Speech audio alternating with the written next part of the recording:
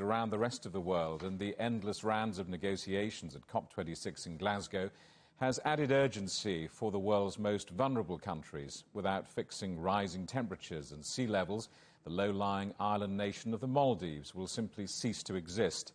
I've been talking to Sabra Noordeen, the Republic of Maldives Special Envoy for Climate Change.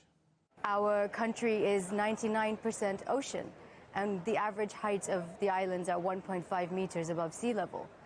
So the climate crisis is existential for us. Rise in sea level, ocean acidification, breakdowns in our coral, it means the end of our livelihoods and our homes. So it really is an existential crisis for us. What emergency measures do you have in place, or are you working on, to try to protect your population against these risks? Well, we have put in place more measures to increase our resilience.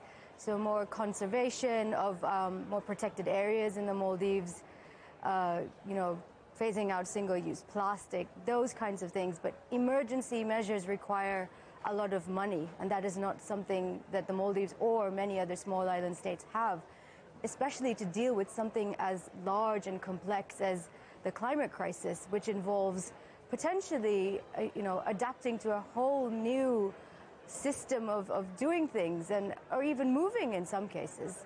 How vital is protection of marine life and ecosystems for the livelihood of the people of Maldives? And how are the rising sea temperatures affecting the atoll coral? Well, our main industries, tourism and fisheries, depend on healthy coral reefs. And a healthy biodiversity, a healthy ocean is vital to maintaining basically life in the Maldives. So for us, protected areas gives us a chance for everybody to thrive. But no matter what we do in the Maldives, that's not going to be enough to save us. If temperature rise continues above 1.5 degrees, that's it. That can't help us. We need the world to agree that 1.5 is the limit that we need to stick to. And it's also crucial because we need the support to be able to live in that 1.5 world. We're already facing challenges, and it's 1.1, 1.2 degrees, and we don't have the means to adapt to this new scenario ourselves. We need world leaders, we need the entire community really to commit to supporting small island states and other vulnerable countries. What is your reading of COP26? Do you sense success or failure, urgency or something in between?